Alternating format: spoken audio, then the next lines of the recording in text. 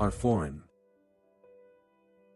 Remember, no men are strange, no countries foreign beneath all uniforms, a single body breathes like ours, the land our brothers walk upon is earth like this, in which we all shall lie.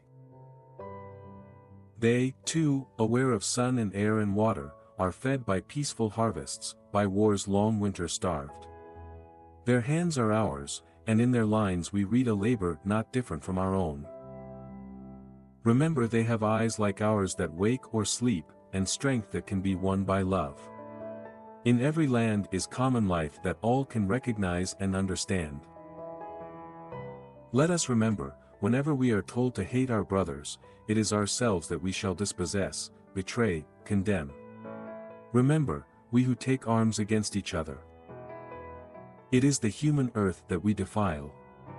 Our hells of fire and dust outrage the innocence of air that is everywhere our own. Remember, no men are foreign, and no country strange. By James Kirkup.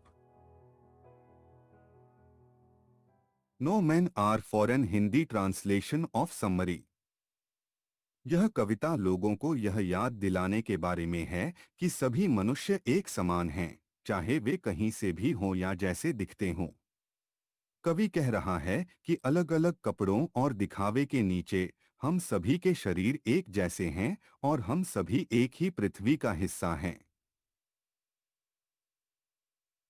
कवि इस बारे में बात करते हैं कि कैसे दूसरे देशों के लोग भी हमारे जैसी ही चीजों का अनुभव करते हैं। वे सूरज को महसूस करते हैं, हवा में सांस लेते हैं और पानी पीते हैं, ठीक हमारी तरह। वे अपनी जीविका चलाने के लिए जमीन पर निर्भर हैं, ठीक वैसे ही जैसे हम करते हैं। भले ही वे युद्ध के समय भूख का सामना कर सकते हैं, लेकिन वे समान मानवीय अनुभव साझा करते हैं। कवि इस बात पर जोर देते हैं कि हमें उन लोगों के साथ समानताएं पहचाननी चाहिए जो अन्य स्थानों से हैं।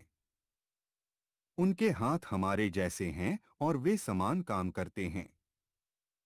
हम सभी की एक ही क्षमताएं और जरूरतें हैं। उनके पास हमारे जैसे ही परिवार हैं और वे अपने प्रियजनों की देखभाल करते हैं। कवि हमें यह याद रखने का आग्रह करते हैं कि हम सभी समान लक्षण और क्षमताएं साझा करते हैं। हर जगह लोगों की आंखें खुलती और बंद होती हैं, और उनके पास वह ताकत होती है जो प्यार दे सकता है। कवि सभी मनुष्यों के बीच शांति और एकता की वकालत करते हुए आपसी समझ और प्यार को प्रोत्साहित करते हैं। कवि केवल इसलिए दूसरों से नफरत करने या उन्हें नुकसान पहुंचाने के खिलाफ चेतावनी देता है क्योंकि वे किसी अलग जगह से हैं या अलग रीति रिवाज हैं। यह इस बात पर प्रकाश डालता है कि जब हम दूसरों को नुकसान पहुंचाते हैं तो हम खुद को और उस दुनिया को नुकसान पहुंचाते हैं जिसमें हम सभी रहते हैं। कवि इस बात पर जोर देते हैं कि हमें किसी को भी विदेशी या अजीब नहीं देखना चाहिए, बल्कि उसी मानव परिवार के एक हिस्से के रूप में देखना चाहिए। By James कर्का।